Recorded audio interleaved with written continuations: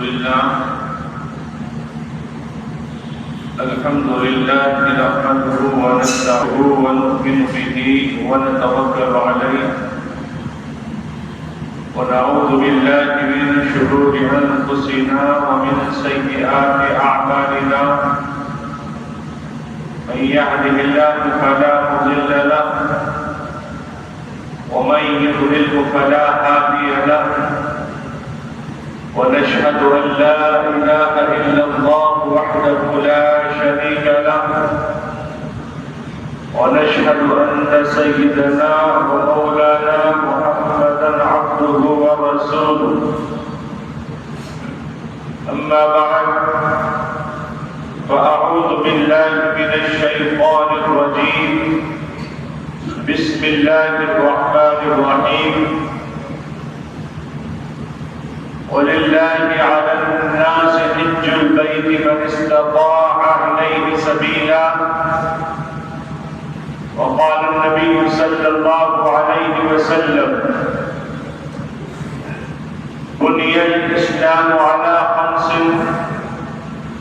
شهادة أن لا إله إلا الله وأن محمدا عبده ورسوله وإقام الصلاة وإيتاء الزكاة والحج وصوم رمضان أو كما قال النبي عليه الصلاة والسلام.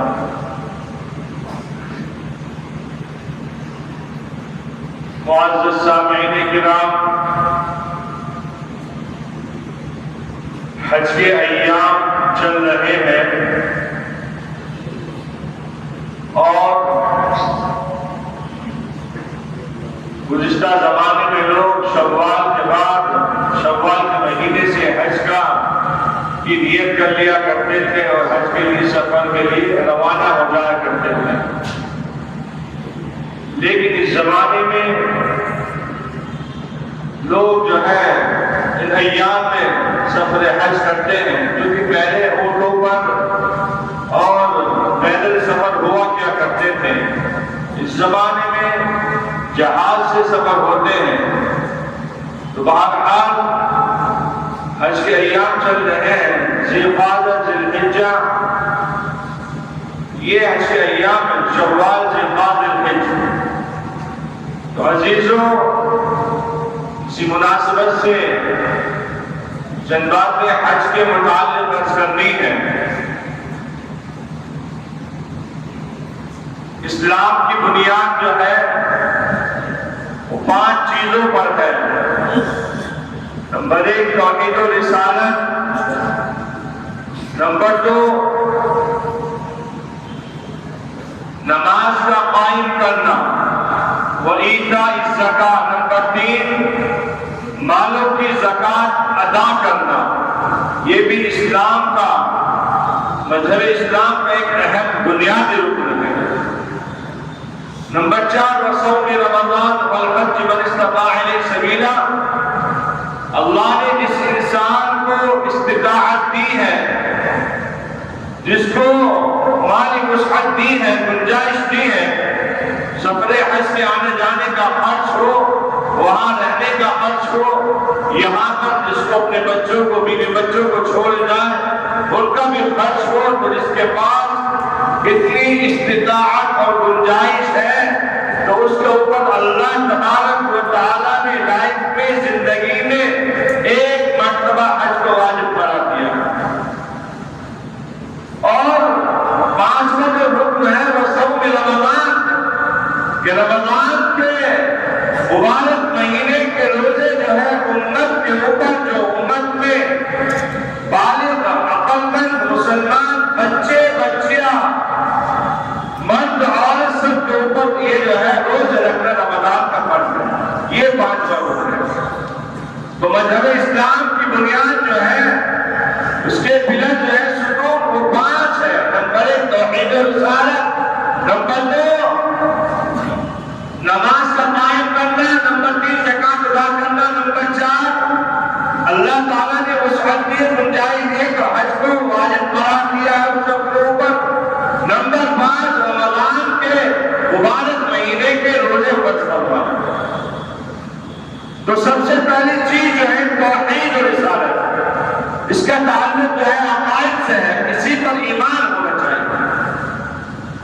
اگر ہمارا ان پر ایمان ہے، اللہ کی ذات پر، صفات پر، رسول اللہ صلی اللہ علیہ وسلم کو ہم اپنا رسول مانتے ہیں، ہمارا اس چیز پر ایمان اور یقین ہے، تو بعد کی چیز ہمارے اوپر لاگو ہوگی۔ کیونکہ بعد کی جو چار چیزیں ہیں، نماز اور زکات، حج، روزہ، یہ تو ایمان کے بعد ہے۔ سب سے پہلی چیز ہے اپنا ایمان جو ہے پختہ ہو، اپنے عقائد درست ہو۔ انہیں کے ساتھ اللہ کے علاوہ ہم غیر اللہ کی پرستش کر رہے، غیر اللہ کی عبادت کرے، اللہ کی عبادت میں کسی اور کو شریک کرے، تو ہمارے ایمان میں جو ہے کمی ہے، نقص ہے، ہمارا عقیدہ درست نہیں ہے۔ تو سب سے پہلی چیز جو ہے ہمیں اپنا عقیدہ صحیح کر لینا چاہیے، اللہ کی ذات پر یقین کامل ہو، ہر چیز کا مالک اللہ ہے۔ جو چیز ہے للہ ما فی السماوات و ما فی الارض، جتنی چیز زمین میں ہے، جتنی آسمان میں ہے، وہ تمام کی تمام اللہ کی ملکیت ہے، اللہ ہر چیز کا مالک ہے۔ تو ہمیں اللہ کے اوپر مکمل یقین کامل ہو، بھروسہ ہو۔ ہمیں کوئی دقت و پریشانی ہے، کوئی مصیبت ہمارے اوپر آن پڑی ہے، تو اس کو دور کرنے والا کوئی اور ذات نہیں ہے، اس کو دور کرے گی، اس کو رفع کرے گی، اس کو ختم کرے گی، تو پھر ایک اللہ ہی کی ذات ہے، اللہ ہی اس تکلیف کو دور کرنے والے ہیں۔ بیماریاں، مصیبتیں، یہ جو اچانک ہمارے اوپر میں آ پڑتی ہیں، یہ سب اللہ کی جانب سے ہے۔ کہ تو انسان جو ہے کہ بھائی میں ایسا کر لیتا تو میرے اوپر یہ پریشانی نہ آتی، میں وہ بڑا کام نہ کرتا تو مجھے نقصان نہیں ہوتا۔ تو جو کچھ ہو رہا ہے، جتنا کچھ ہو رہا ہے، یہ سب اللہ کی جانب سے ہو رہا ہے، اللہ ہی اس کو دور فرماتے ہیں۔ بھائی بیماری بھی ہے تو شفا بھی اللہ دینے والا ہے، انہیں کے ساتھ شفا کو اور دے گا۔ بھائی ہم تو ظاہر طور پر ڈاکٹر کے پاس، اطباء کے پاس، حکماء کے پاس جاتے ہیں، ایک ظاہر اسباب اختیار کرتے ہیں کہ بھائی وہاں سے دوائی مل جائے گی، تو ہمیں دوا وہ شفا نہیں کرتی۔ اس دوا میں شفا جو ہے اللہ کی ذات ہے، وہی شفا ڈال دیتی ہے۔ دوائی جب حلق میں جاتی ہے تو اترنے سے پہلے اللہ کے حکم کی محتاج ہوتی ہے کہ اللہ اس میں شفا دوں یا نہ دوں۔ تو عزیزوں، سب سے پہلی چیز توحید و رسالت ہے۔ ہمیں اللہ کی ذات پر یقین کامل ہونا چاہیے۔ جو کچھ ہمارے اوپر پریشانی، مصیبتیں ہیں، اللہ ہی سے دعا کرنی چاہیے، اللہ ہماری بیماریوں کو، ان مصیبتوں کو، ان حالات کو دور فرما دے، اچھائیوں سے تبدیل فرما دے، صحت یابی بیماری کو ہے صحت یابی سے تبدیل فرما دے۔ وَمَا أَصَابَكُمْ، تم پر مصیبت آ رہی ہے تمہارے اعمال کی وجہ سے آ رہی ہے۔ تو بہرحال اب یہ چار چیزیں جو ہے ان کا تعلق اعمال سے ہے۔ تو اعمال جو ہے اللہ تبارک و تعالیٰ نے ہمارے اوپر نماز فرض فرمائی ہے، ہمیں نماز ہر حال میں پڑھنی ہے۔ ہم کہیں بھی ہو، اپنے گھر میں ہو، سفر میں ہو، باہر کسی مقام پر ہو، اللہ نے نماز کو فرض فرما دیا کہ مسلمان ہو، عاقل ہو، بالغ ہو، تین شرطیں ہیں تو نماز جو ہے فرض ہے۔ نماز میں کوتاہی کرو گے، نماز میں کمی کرو گے، نماز چھوڑو گے تو تمہاری اللہ کے یہاں گرفت ہو جائے گی، تمہاری قتل ہو جائے گی۔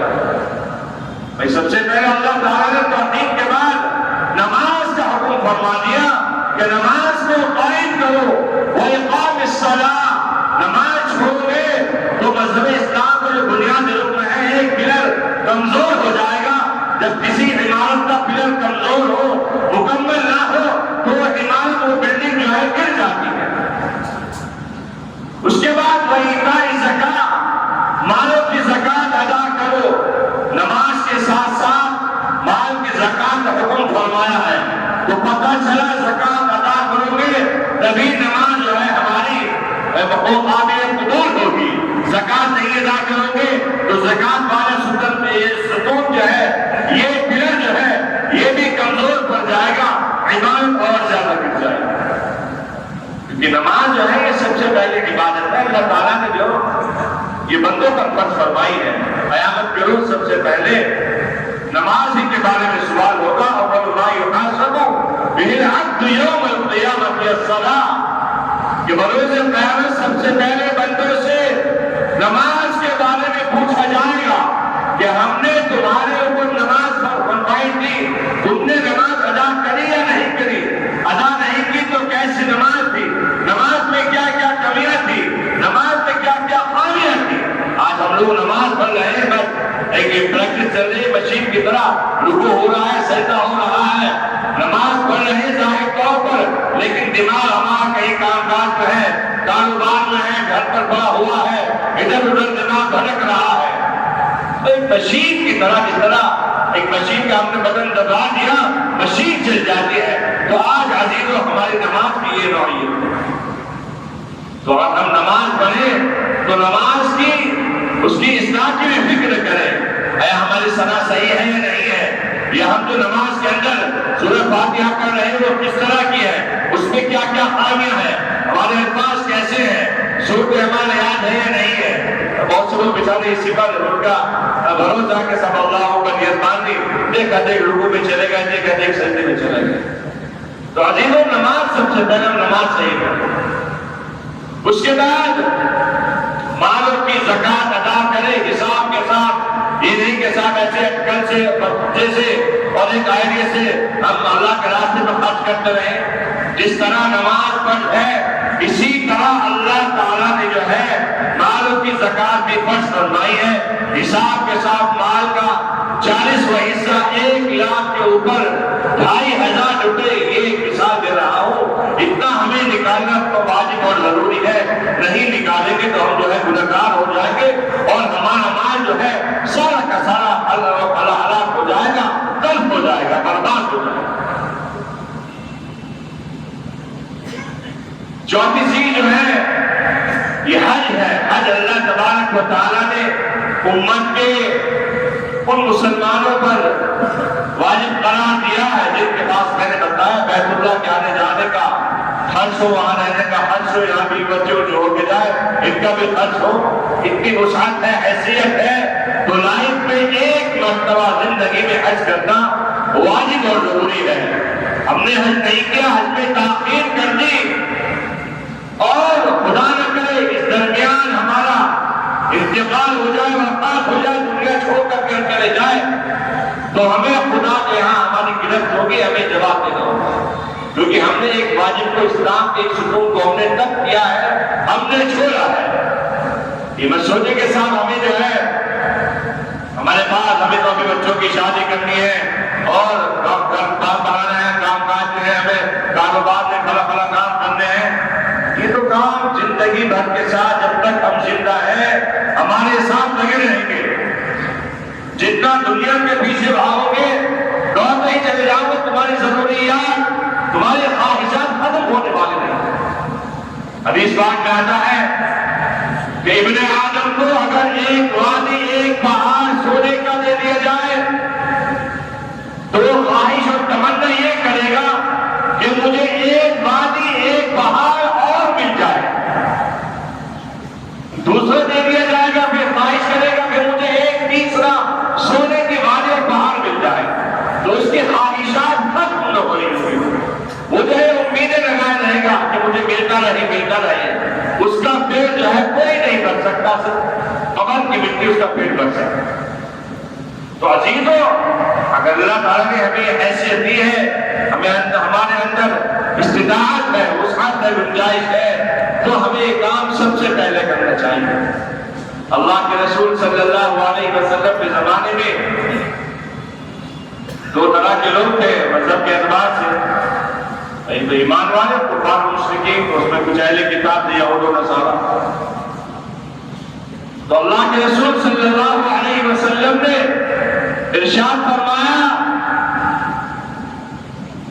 کہ مسلمان اور دیگر مذہب کے درمیان کفار مشرکین ہیں، ان کے درمیان یہی حد ہے، یہی ڈفرنس ہے، یہی فرق ہے کہ ایمان والا جو ہوتا ہے وہ نماز ادا کرتا ہے، کفار کفار و مشرکین وہ نماز نہیں پڑھتے، لیکن اس زمانے میں اللہ کے رسول صلی اللہ علیہ وسلم کے زمانے میں کفار و مشرکین حج کیا کرتے تھے، نماز نہیں پڑھتے تھے لیکن وہ حج ضرور کیا کرتے تھے۔ تو حج اللہ کے رسول صلی اللہ علیہ وسلم کے زمانے سے نہیں بلکہ تو بہت پہلے سے چلا آ رہا ہے۔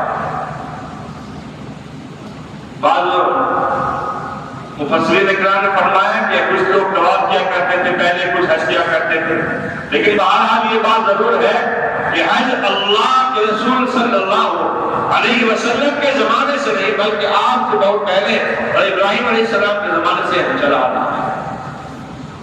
تو اس لیے اللہ کے رسول صلی اللہ علیہ وسلم نے فرمایا دوسرا جو گروہ تھا جن کو اہل کتاب کہا جاتا ہے یہود و نصارہ، یہ لوگ یہ حج نہیں کرتے تھے، یہ کتاب کو فالو کیا کرتے تھے، تورات کو، انجیل کو، لیکن ان کا جو ہے یہ حج نہیں کیا کرتے تھے۔ ان کا جھگڑا جو تھا، اختلاف تھا، وہ یہی تھا کہ ابراہیم علیہ السلام کو مانتے تھے، ان کے بعد موسیٰ علیہ السلام، عیسیٰ علیہ السلام، داؤد علیہ السلام اور جتنے پیغمبر آئے ہیں یہ سب کو مانتے تھے، ان کا سب کو یقین تھا، عیسیٰ علیہ السلام کو مانتے تھے، کچھ لوگ ان کو جو ہے نہیں مانتے تھے، سب جو ہے کو مانا کیا کرتے تھے، لیکن ان کا اختلاف جھگڑا جو تھا وہ یہی تھا کہ اللہ کے رسول صلی اللہ علیہ وسلم کیوں آخری پیغمبر، کیوں آخری رسول ہے؟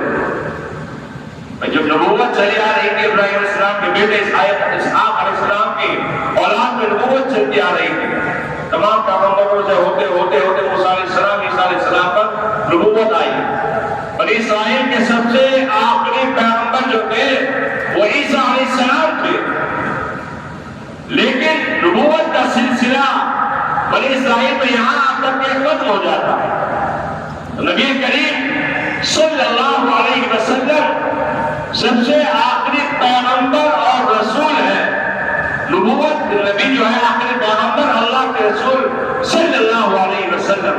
تو ان یہودیوں کا اختلاف جو تھا، ان کا جھگڑا لڑائی یہی تھی کہ نبوت یہاں کیوں پہنچ گئی اللہ کے رسول صلی اللہ علیہ وسلم کے بعد اسماعیل علیہ السلام کی اولاد میں، یہ تو اسحاق علیہ السلام کی اولاد میں آنی چاہیے تھی، عیسیٰ علیہ السلام کے بعد کسی اور کے پاس آ جاتا۔ تو اسی لیے یہ لوگ جو ہے، حالانکہ ابراہیم السلام نے جو ہے بعد میں سب نے حج کیے ہیں، لیکن اللہ کے رسول صلی اللہ علیہ وسلم پہ جو ہے نبوت کا اختتام جو ہوا ہے، آخری رسول اللہ کے رسول صلی اللہ علیہ وسلم جو بنے ہیں، انہیں یہ چڑ تھی، یہ حسد تھا، اسی وجہ سے اختلاف تھا، اسی وجہ سے یہ یہود و نصارہ حج نہیں کیا کرتے تھے۔ اس لیے اللہ کے رسول صلی اللہ علیہ وسلم ارشاد فرماتے ہیں کہ جس انسان کے پاس مال دولت ہو، روپیہ پیسہ ہو، استطاعت ہے، گنجائش ہے، اس کے باوجود بھی وہ حج نہیں کرتا، تو چاہے وہ یہودی ہو کر کے مرے یا نصرانی ہو کر کے مرے، مجھے کوئی مطلب نہیں، کوئی پرواہ نہیں۔ میں نے بتایا وہ لوگ یہود و نصارہ حج نہیں کیا کرتے تھے، تو اس لیے اللہ کے رسول صلی اللہ علیہ وسلم نے حج نہ کرنے والوں کو ان کی مشابہت اختیار کر دی تھی، جو وہ ہے یہود و نصارہ ہی کی طرح اس کی وفات، ہمیں کوئی پرواہ نہیں۔ تو عزیزوں، کہ اللہ کے رسول صلی اللہ علیہ وسلم نے امت کو حج کی تلقین فرمائی ہے، کہ امت کے وہ افراد جن کو اللہ نے استطاعت دی ہے، گنجائش دی ہے، ان کو حج ضرور کرنا چاہیے۔ حج نہ کریں گے تو ان کے لیے بھئی میں نے بتایا، یہ بھائی فرمائے کہ چاہے یہودی ہو کر کے مرے یا نصرانی ہو کر کے مرے، اس کا ایمان پر کوئی خاطر نہیں، کوئی پرواہ نہیں۔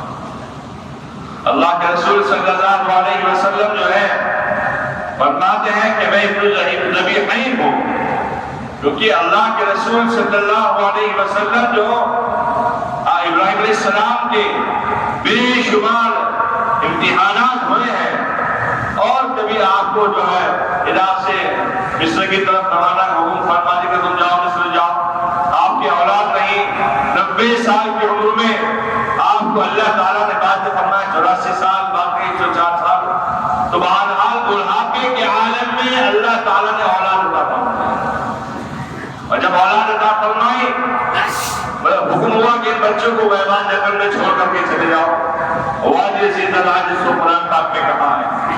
تو بہرحال چھوٹا بچہ اس قابل ہو گیا کہ صاحب ان کے امتحانات لیا جائے۔ بے شمار امتحان ہوئے، حضرت ابراہیم علیہ السلام کو آگ میں ڈالنے کا حکم فرما دیا، آگ دہکا گئی، بڑی بڑی اونچے لپٹے، جہاں انسان کو جو ہے قریب میں جا کر کے پھینکا نہیں جا سکتا تھا۔ تو وہاں پر حضرت ابراہیم علیہ السلام کو ایک روکن کے حوالے کے ذریعے سے ایک ایسی چیز کے جس دور سے نگڑا نہیں پہنچ جائے۔ تو بہرحال ابراہیم علیہ السلام کو آگ میں پھینکا گیا، جبرائیل علیہ السلام فوراً حاضر ہو گئے۔ اے پیغمبر خدا، اگر آپ مجھے حکم دے تو میں اس آگ کو اپنے پر کی لپٹ سے ایک دم بجھا سکتا ہوں۔ بارش کا فرشتہ نازل ہو گیا، اے پیغمبر اگر آپ مجھے حکم دے کہ میں موسلادھار بارش کو برسا سکتا ہوں، یہ آگ بجھ جائے گی۔ تو حضرت ابراہیم علیہ السلام نے کہا کہ اللہ تعالیٰ نہیں دیکھ رہا ہے؟ بھئی اللہ تعالیٰ بھی تو دیکھ رہا ہے کیا کیا پلاننگ ہو رہی ہے، تو لہذا مجھے آپ کی مدد کی کوئی ضرورت نہیں۔ اگر اللہ کو منظور ہے کہ میں آگ میں جلوں تو مجھے آگ میں جلنا پسند ہے۔ اگر اللہ کو بچانا ہوگا تو اللہ تعالیٰ مجھے خود مدد فرمائیں گے۔ مجھے آپ کی، اے جبرائیل میں مجھے آپ کی کوئی ضرورت ہے، اے بارش کے فرشتے میں مجھے آپ کی کوئی ضرورت ہے۔ تو لہذا جب اللہ تعالیٰ نے دیکھا کہ بھائی اس کا ایمان جو ہے، اس کا تو میرے پر بڑا یقین ہے، تو اللہ تعالیٰ نے آپ کو حکم فرما دیا، قلنا یا نار کونی بردا والسلام علی ابراہیم، کہ یہ آگ ابراہیم علیہ السلام پر ٹھنڈی ہو جائے۔ ابراہیم علیہ السلام کے اوپر بالکل ٹھنڈی بن جائے۔ کیسے ٹھنڈی؟ انسان ایک ٹھنڈ تو ایسی ہوتی ہے، اگر ٹھنڈ میں اس کو کھڑا کر دیا جائے تو برف کی طرح جم جائے، اس کا انتقال ہو جائے۔ قرآن نے کہا ٹھنڈی کے ساتھ ساتھ قلنا یا نار کونی بردا وسلاما، اے آگ میں ابراہیم علیہ السلام پر ٹھنڈی اور ایسی ٹھنڈ بن کے سلام کے سکون والی ٹھنڈی۔ تو آگ جو ہے اللہ کے حکم سے بالکل سلامتی والی ٹھنڈی بن گئی۔ ابراہیم علیہ السلام آگ کے بیچ ایسے بیٹھے ہیں کہ جیسے کوئی انسان ایک ایسی کے روم میں بیٹھ جاتا ہے سکون کے ساتھ اطمینان۔ تو بڑے پیغمبر کے بڑے امتحانات ہوئے، لیکن پیغمبر کا جو ہے اللہ کی ذات پر یقین کامل تھا، اللہ سے بڑا گہرا تعلق تھا۔ یہی وجہ ہے کہ دو پیغمبر اللہ کے رسول صلی اللہ علیہ وسلم کے متعلق فرما دیا کہ پوری امت کے لیے ایک آئیڈیل اور نمونہ ہے، لقد کان لکم فی رسول اللہ اسوۃ حسنہ۔ اور اللہ کے ابراہیم علیہ السلام خلیل اللہ کے بارے میں فرمایا کہ للناس اماما، پوری لوگوں کے لیے اور پوری امت کے لیے اللہ تعالیٰ نے ابراہیم علیہ السلام کو ایک لیڈر بنا دیا۔ ان کو ایک جو ہے ایک اللہ تعالیٰ نے ایک اور بولتے نا کہ میڈل وہ دیے ہیں اللہ کے رسول صلی اللہ علیہ وسلم کو اور ابراہیم علیہ السلام کو۔ تو اللہ تعالیٰ نے ان کی حج کے لیے جو حج ہوتا ہے وہ کیا ہو، یہی جو ہے ابراہیم علیہ السلام کو حکم دیا کہ اسماعیل علیہ السلام کو اپنے بیٹے کو جو ہے تم ہمارے اس میں یاد میں قربان کر دو، ان کو ذبح کرو۔ بعض روایت میں ہے اور نئی روایت ہے، اللہ جانے بات صحیح ہے کیا ہے۔ فرشتوں نے کہا کہ اللہ تعالیٰ تم نے ابراہیم علیہ السلام کو بڑھاپے کے عالم میں اولاد عطا فرمائی ہے، جب سے تو نے ان کو بیٹا دیا ہے تو تمہاری محبت میں کمی آ گئی ہے۔ ابراہیم آپ سے محبت کم کرتے ہیں، اپنے بیٹے سے زیادہ محبت کرتے ہیں۔ تو اللہ تعالیٰ نے کہا کہ یہ تم فرشتوں تم غلط کہہ رہے ہو، ایسا نہیں ہے، میں جانتا ہوں لیکن میں تمہیں دکھاتا ہوں۔ ابراہیم علیہ السلام کو حکم دیا، خواب میں بشارت دی، قال یا بنی انی ارى فی المنام انی اذبحک فانظر ماذا ترى قال یا ابت افعل ما تؤمر ستجدنی ان شاء اللہ من الصابرین فلما اسلما وتله للجبین۔ کہ ابراہیم اسماعیل میں نے خواب میں دیکھا ہے، اللہ نے حکم نہیں فرمایا۔ ایک کسی کو حکم دے انسان کہ بھائی تمہیں یہ کام کرنا ہے، اب وہ کام کرنا تو کرنا ہی ہے۔ اور ایک اللہ تعالیٰ نے حکم نہیں بلکہ خواب میں ایک سپنا دکھایا، بشارت دی کہ ابراہیم جاؤ تم اپنے بچے کو میرے راستے میں ذبح کرو، قربان کرو۔ تو اللہ تعالیٰ جو ہے اسماعیل علیہ السلام سے کہتے کہ اسماعیل میں نے خواب میں جو ہے دیکھا ہے، میں تجھے اللہ کے راستے میں قربان کر رہا ہوں، ذبح کر رہا ہوں، بتا تیری کیا رائے ہے؟ اسماعیل علیہ السلام فرمانے لگے یا افعل ما تؤمر، اے ابا جان آپ نے کسی کا حکم دیا جو آپ نے خواب میں دیکھا ہے اس کام کو آپ کر گزریے، انشاءاللہ ستجدنی انشاءاللہ من الصابرین، آپ جو ہے انشاءاللہ مجھے صبر کرنے والوں میں پائیں۔ تو بہرحال اللہ تبارک و تعالیٰ نے جو خواب دکھایا تھا اس کے مطابق اسماعیل علیہ السلام کو ابراہیم علیہ السلام ساتھ لے گئے اور ان کو ذبح کرنا شروع کر دیا۔ بچہ بولا کہ ابا آپ مجھے سیدھا نہیں بیٹھے، ان کو الٹا لٹائیے، اپنی آنکھوں میں پٹی باندھ لیں، کہیں ایسا نہ ہو کہ آپ کے وقت میں شیطان بہکا دے اور آپ جو ہے اس عمل سے رک جائیں۔ تو ایسا ہی ہوا، الٹا کر کے بچے کی جو ہے چھری چلائی گئی تو اللہ تعالیٰ کا حکم آ گیا، قال فلما اسلما وتلوا للجبین ونادیناہ یا ابراہیم، اے ابراہیم تو نے خواب کو سچ کر دکھایا، قد صدقت الرؤیا انا کذلک نجزی المحسنین۔ تو عزیزو اللہ تبارک و تعالیٰ نے کہا کہ ہم احسان کرنے والوں کو محسنین کو اسی طرح بدلیں گے۔ تو آج جو حج ہوتا ہے یہ حج حضرت ابراہیم علیہ السلام، حضرت اسماعیل علیہ السلام، بی ہاجرہ علیہ السلام کی ادا و وفا کا نام کی حج۔ حج میں آپ جو لوگ کر چکے ہیں کہ جو جا رہے ہیں وہ جا کر کے دیکھیں کہ شیطان کے کر مارنا، رمی جلسہ ماں باپ دوڑنا کیوں دوڑتے ہیں کہ وہاں پہ بی ہاجرہ بچے کے پانی کی خاطر پیاس بچے کو لڑ رہی تھی، بلک رہا تھا، وہ پانی کی تلاش میں جستجو میں دوڑ رہی تھی۔ اللہ تعالیٰ کو ادا اتنی پسند آئی کہ قیامت تک کے حاجیوں کے لیے اللہ تعالیٰ نے اس عمل کو جو ہے واجب اور سنت قرار دیا۔ تو عزیزو اللہ تعالیٰ نے اگر ہمیں وسعت دی ہے، گنجائش دی ہے تو ہمیں حج کر لینا چاہیے تھا۔ معلوم ہماری زندگی بات میں ہے یا نہیں ہے، اگر جن لوگوں نے نہیں جو جا رہے ہیں اچھی بات ہے، جو نہیں گئے اس سال اللہ تعالیٰ نے انہیں گنجائش دی ہے تو آئندہ سال کے لیے وہ تیاری کرے، اپنے پاسپورٹ بنوائے، جو ظاہر اسباب ہوتے ہیں اختیار کرے، بات یہ اللہ سے مانگے، اللہ کے اختیار میں ہے۔ اللہ جس کو چاہے اپنے گھر پر جو ہے زیارت کراتے بلاتے ہیں، بڑے بڑے پیسے والے بڑے ہیں لیکن اللہ کی جانب سے توفیق نہیں ہے، جس کو اللہ توفیق دے اللہ اسی کو بلاتے ہیں۔ بھئی حج کے لیے وسائل کی ذرائع کی ضرورت نہیں ہے، ایسے لوگ بھی ہیں اللہ تعالیٰ کو کئی مرتبہ بلا لیا، ان کے بعد اسباب نہیں لیکن اللہ تعالیٰ نام اسباب بنا دیتے ہیں۔ جتنی بے چینی ہوگی، جتنی طلب ہوگی، جتنی لگن ہوگی، اللہ تعالیٰ جو ہے اسی انسان کو اپنے گھر کی زیارت کرائیں گے اور اس کو حج کی سعادت جو ہے عطا فرمائیں گے۔ ایسے لوگ بھی ہیں کہ صاحب سعودی میں پڑھے ہیں نا، ان کو صاحب مکے کی زیارت کی توفیق ہوئی ہے۔ ہم دو آفات میں تھے، ایک ڈرائیور تھا مہاراشٹر کا، اس سے ملاقات ہوئی، بات چیت ہوئی، 14 سال وہ دمام میں رہا ہے، 14 سال۔ تو میں نے اس سے کہا ہے بڑی خوشی کی بات ہے ماشاءاللہ سعودی میں رہے آپ نے تو کئی حج اور عمرے کر لیے ہوں گے۔ تو بولا مطلب جی میں بڑا بد نصیب ہوں، 14 سال سعودی کے اندر دمام کے اندر رہ کر بھی میں نے نہ مکے کی زیارت کی نہ مدینے کی زیارت۔ تو عزیزو جتنی بے چینی طلب ہوگی، جتنی لگن ہوگی، انشاءاللہ سننا انشاءاللہ اللہ تعالیٰ جو ہے اسباب بنا دے گا اور آپ کو جو ہے وہاں کی سعادت نصیب ہو جائے گی۔ اللہ تعالیٰ کو توفیق عطا فرمائے، آمین۔ وآخر دعوانا الحمدللہ رب العالمین۔